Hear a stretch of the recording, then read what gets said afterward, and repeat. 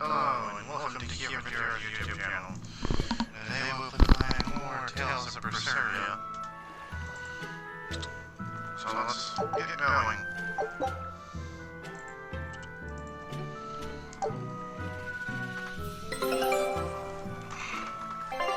Expedition first.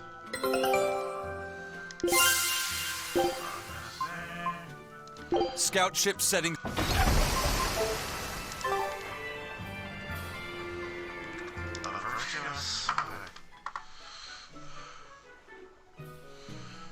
Velvet's demon hand. It's such a mysterious weapon. I can only imagine how much of a threat it will become to the Abbey. This calls for a clear-headed breakdown of everything I know about it so far. It changes shape in a flash and can devour most anything. How must that feel, to devour something with your hand like that? But it doesn't devour the bandages that cover it up. Maybe they're protected with some sort of special art? Likewise, the rest of her outfit can't be ignored. One would think she wouldn't want to wear such ragged clothing. Yet she clearly has no inclination of buying something new. I suppose that could be taken to mean she has some sort of attachment to it. But that top is really big for her. Like it was made for a man. Maybe she wears that outfit in memory of someone important to her. I'd better not touch it then. I know I may not look it, but I really am good at sewing. Maybe I should suggest mending her clothes rather than outright replacing them. On the other hand, that fabric looks like it would be hard to push a needle through. I could be in over my head.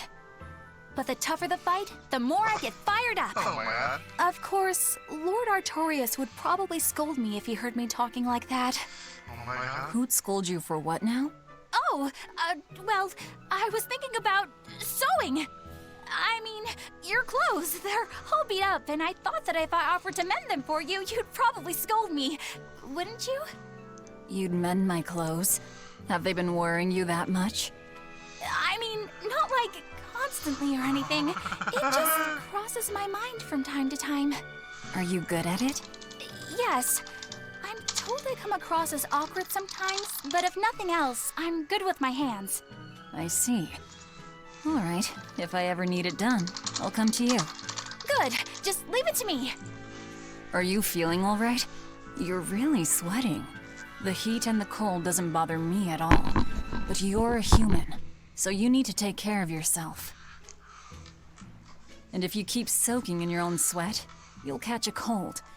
Besides, I don't imagine it feels that great. You should keep washing and bathing on your own schedule, like however you did before falling in with us. Just let me know and I'll make it work. Because the guys aren't considerate enough to stop and ask you if you need to. Sure. All right. Thanks. That was a surprisingly normal thing for her to say. I probably shouldn't bother with her clothes for now. We girls have to be considerate of each other. Oh. That was kind of random.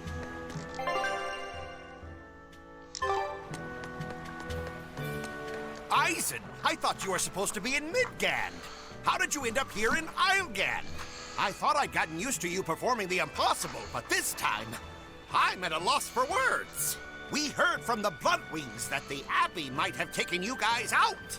Not this time, but our luck won't last forever. Think of this as a dry run for when I really kick the bucket.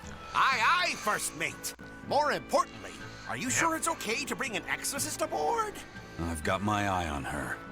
If she does anything funny, I'll handle it. Got it. We'll be on our guard, too. Yep.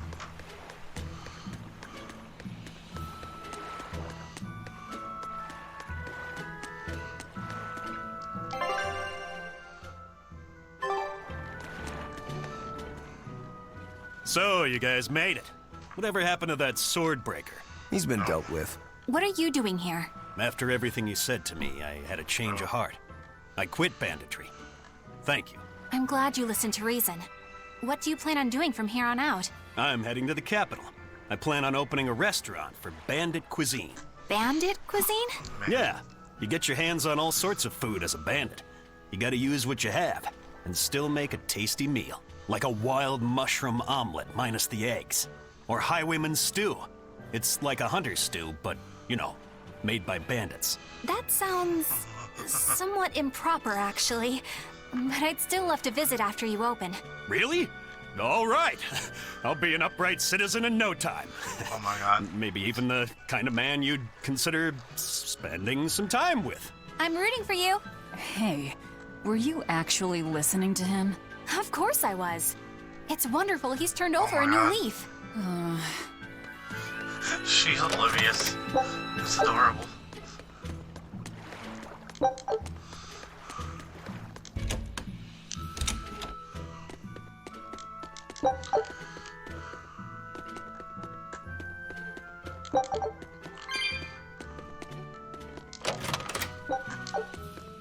Oh, that's a D. You left 1,400 gal in the chest here. Good job, buddy.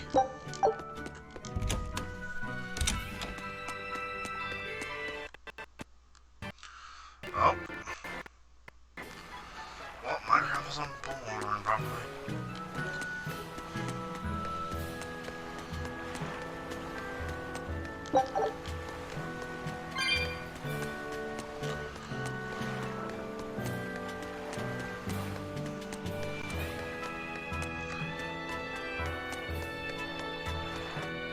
Maybe not.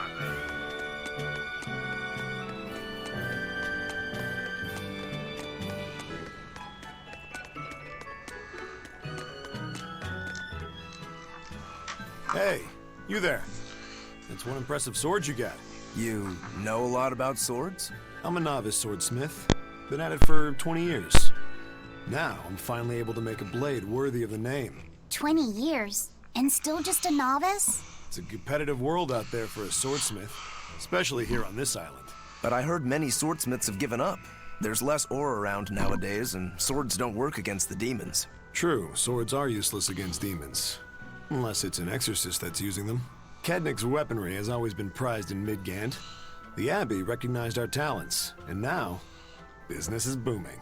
All the smiths here are grateful to the Abbey. They're keeping all of us alive and fed. I mean, that's fair, but the Abbey shouldn't control shit at all. There's a kitty cat. 500 gold.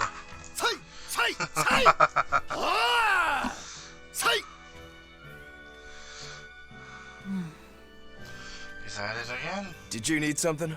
No, not really. As you say. Why aren't you training with 2 swords? This is how I've always trained. 10,000 practice swings a day since I was a kid. I just wanted a single good swipe at Shigure. So I swung, and eventually just naturally got to this point. That's incredible. Not really. I need to be prepared to face Shigure at any moment. But I've been thinking I should up it to 100,000 swings. 100,000? Yep. Do you have any idea how much time that'll take? Nah. Even if you did 1 swing a second, you couldn't do that many in 1 day. Oh? But 10 swings a second would do the trick. Rokuro, Even still, I know it would take more than 100,000 swings to be a match for Shigure. Not with 1 sword or with 2. and you keep doing it despite knowing it's pointless? That seems a little odd. I'm trying to defeat an undefeatable adversary. The whole damned idea is daft, as you put it. All I can do is recognize the fact and give it my best shot. Well, that's one way of looking at it. If only I could figure out how to stay up all night and still feel rested. Now there's a challenge I can't beat. You need to go to bed. A lack of sleep will get you killed faster than a lack of practice. You're right. I'll do that.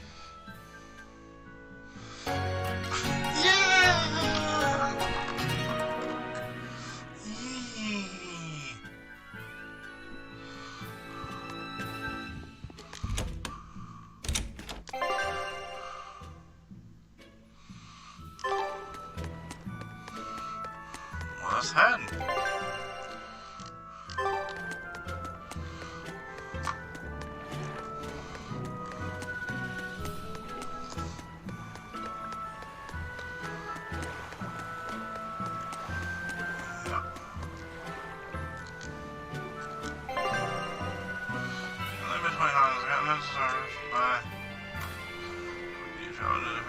Talk to Benwick to the port Charlie.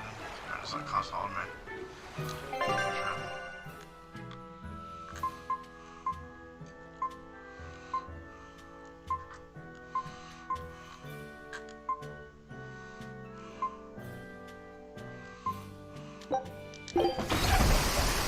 Let's go. Yeah, we're a bunch of cowboys on a pirate ship. We haven't. I gotta say, you guys look less like pirates and more like a circus troupe. Are you alright with having demons on board, Benwick? Not remotely an issue. If you're aboard this ship of misfits, you're a pirate. That's just our creed. At least, that's what the captain and the first mate always say. Speaking of the captain, what's Eifried like? Let's see. How do I put it? He's like if the sea were a person, and that person had a pointy beard. Huh. It's a really bad A explanation. bearded sea? Look, everybody on this ship is an outcast from society in some way. Despite that, Captain Eifried accepted us for who we are. On board. Oh no. So he's a kind man. Well, would you say that the sea is kind? How would it feel to dive in with an open wound? It would sting. A lot. Quite so. Some days he's calm and steady, and others he rages. He can be shallow, deep, even a whirlpool. Sounds like he's a little scary and hard to read. Yeah, sometimes it's hard to serve him, but that air of mystery keeps us around and makes us want to take those jumps. At the end of the day, the dread pirate Van Eifried is one hell of a guy. He sounds like Velvet in a lot of ways. Wait, what? How so? I didn't describe him right at all, did I? Benwick, we're changing course at once for Port Renede. Sir? What's going on? Merman. 3 of our men have collapsed from the Corsair Scourge. They first showed symptoms 3 days ago. How are you holding up? I'm still doing all right. But if this really started 3 days ago, that means we're all carrying it, doesn't it? That's what I'm afraid of. But if we head straight to Port Renede, we should be able to get medicine there. I'll check on everyone's condition. Make sure everyone stays hydrated, including yourself, understand? Sir, yes sir. All hands, assume emergency positions. The crew's holding up well for a bunch of folks at death's door. What do you mean? Is this Corsair Scourge fatal? Quite. No one knows what causes it, but it starts with a high fever and ends up with the body falling apart like sand. Like sand? Once, there was a great band of pirates who ruled the seas, but the disease spread through their ships and killed every one of them. That's why it's called the Corsair Scourge. Does that mean we've been infected as well? You humans, for sure. Only humans fall prey to the Corsair Scourge. Then it could have gotten to you too. Right, Moggy Lou? Oh, right. Alas, that my glorious saga should man. meet such an ignominious end! I can't allow our vessel to die from this. If you start to feel ill, speak up. I will. All right, we'll all be helping out in the search. Everyone but Eleanor, that is. Huh? Oh, why does she get to stay? I might be dying too, you know. You're a witch. Magic yourself healthy. Now quit whining and get going. Oh, not even a witch is safe from the ravages of the Reaper's curse! The Reaper's curse? We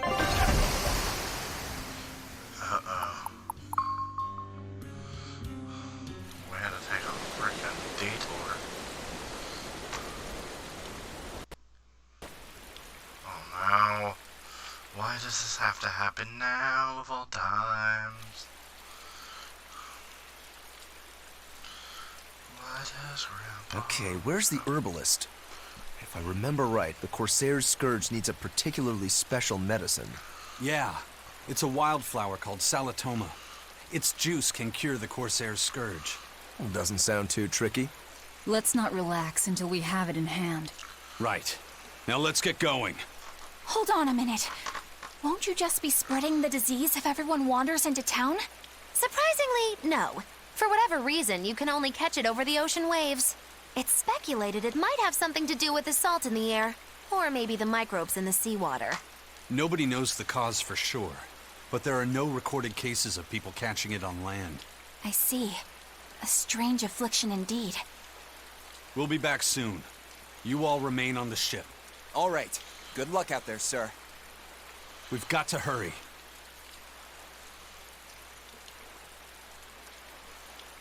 Solitoma. Is this really going to be necessary? What do you mean, Eleanor? Oh, nothing. It's just, well, the herb is known to work well for fevers and the like, but it tastes bad. So bad. Some say it would even bring a demon to the brink of tears. Maybe so. But better to drink it than to die, right? Oh, I'm not worried. It just reminded me of stories from my childhood is all. Oh.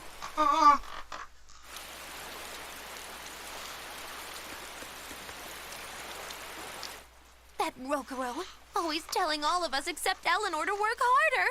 Doesn't he realize that I'm a delicate maiden too? This is workplace discrimination.